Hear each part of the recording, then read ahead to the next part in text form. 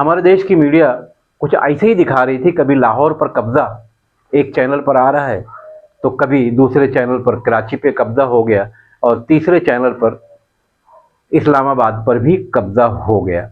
हमारे देश में गोदी मीडिया को लगाम नहीं है, जबकि इसकी सख्त ज़रूरत है। इससे विश्व में एक तरफ तो हम विश्व गुरु बनने की बात कर रहे हैं, और दूसरी तरफ विश्व में इन इन गोदी मीडियाओं की वजह से देश की बदनामी भी हो रही है। बहरहाल, जय हिंद साथियों, आइए बात करते हैं 10 मई 2025 को युद्ध विराम का भारत और पाकिस्तान का जो मामला हुआ था। हालांकि ये युद्ध नहीं था।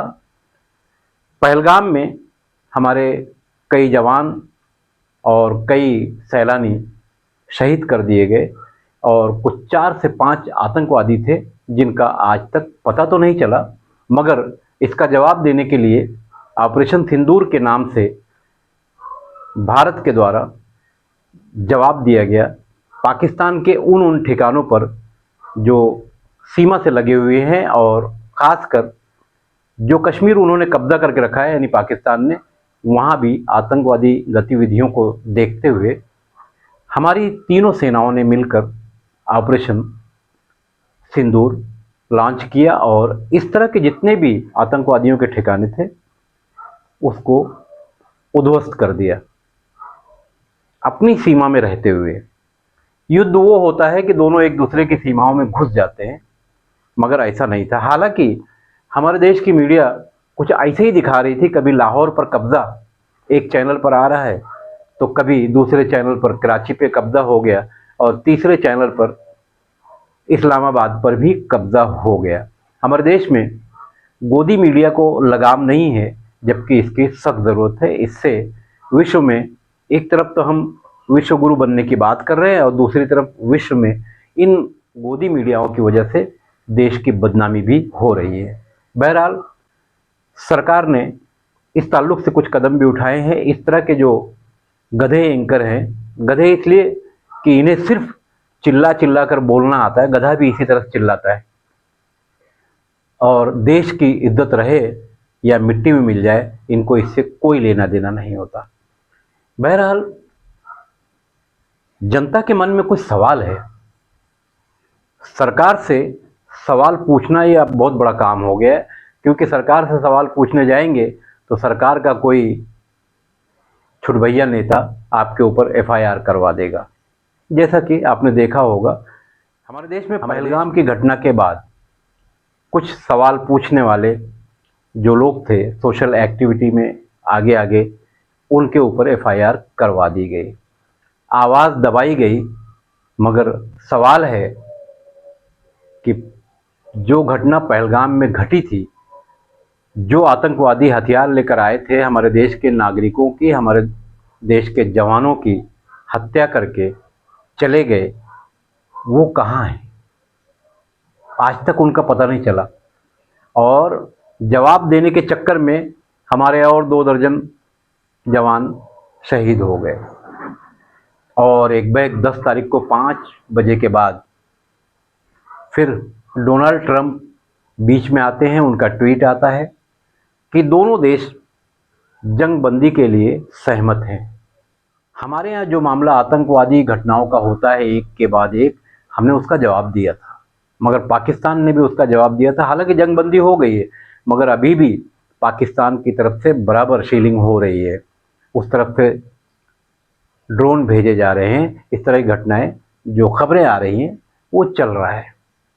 मैंने कारगिल का युद्ध बहुत करीब से नहीं देखा है, मगर कारगिल गया था। उस वक्त वहाँ के जो हालात है मैंने वो भी देखे थे। तो सीमाओं पर अक्सर इस तरह की गतिविधियाँ चलते रहते हैं। उन्होंने 1 गोले फेंक दिए तो हमने भी 2 फेंक दिए, उन्होंने 2 फेंके तो हमने 1 फेंक दिया, मतलब हम जाग रहे हैं, ऐसा होता है। बहरहाल, तो डोनाल्ड ट्रंप ने एक ट्वीट किया कि दोनों देश जंग बंदी के लिए तैयार हो गए हैं। मैं उन्हें मुबारकबाद देता हूं।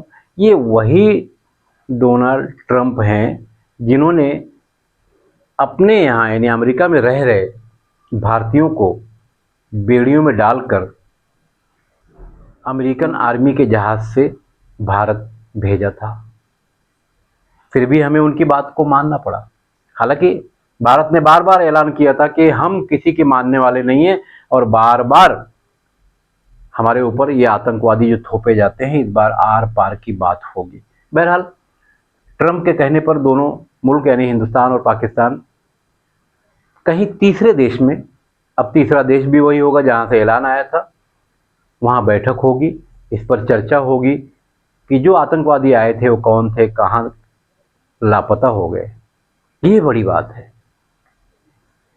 हमारे यहाँ तो लोकल पुलिस अगर एक आरोपी के पीछे पड़ जाए, अगर किसी ने कुछ गुनाह किया है, तो 24 घंटे में, 28 घंटे में, 48 घंटे में, 72 घंटे में पकड़ के लेकर आ जाती है।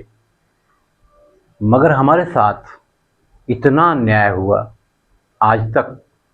वो आतंकवादी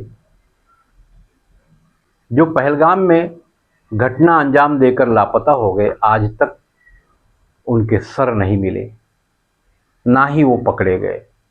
कौन लोग थे वो? जिस वक्त ये घटना घटी, हमारे देश के प्रधानमंत्री नरेंद्र मोदी बाहर थे, सऊदी अरब। वो अपना दौरा खत्म करके जल्दी जल्दी भारत आ गए। भारत आ गए तो जम्मू कश्मीर नहीं गए, बिहार चले गए, क्योंकि बिहार में चुनाव सामने है। वहां तो उन्होंने ऐलान किया कि आतंकवादियों को बख्शा नहीं जाएगा। पकड़ में कब आएंगे, ये सवाल बनता है।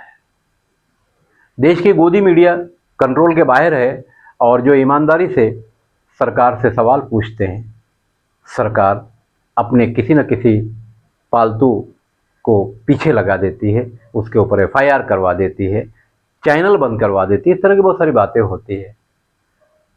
देश के लोगों ने देखा होगा, जो ईमानदारी से चैनल चला रहे हैं या अपनी आवाज़, जनता की आवाज़ बनकर सामने लाने की कोशिश करते हैं, तो उनके साथ क्या क्या होता है।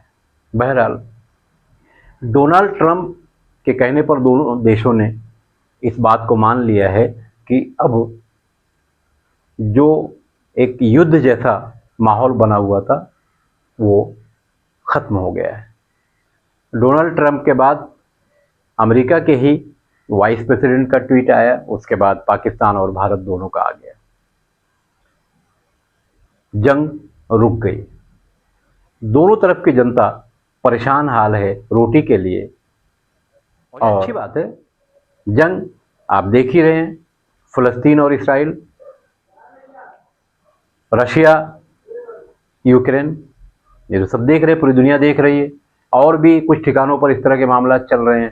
तो जंग अच्छी बात तो नहीं है, मगर सवाल अभी भी वही है। पहलगाम में जिन लोगों ने नाम पूछकर गोलियां चलाई, वो कहाँ हैं, वो कौन थे, वो कब पकड़ में आएंगे, कब देश की जनता के सामने उनको लाया जाएगा। मेरा ये सवाल था, जनता की तरफ से है। अब कमेंट करके भी आपको ही बताना है कि मैंने जो सवाल किया था ये सही है। बहरहाल सुरक्षित रहिए, सेफ रहिए, कोशिश कीजिए कि कोई ऐसी अफवाह आप उसका हिस्सा न बनने पाएँ जिससे कहीं ना कहीं समस्याएं बढ़ जाएं। मैं खान फ़खर आलम।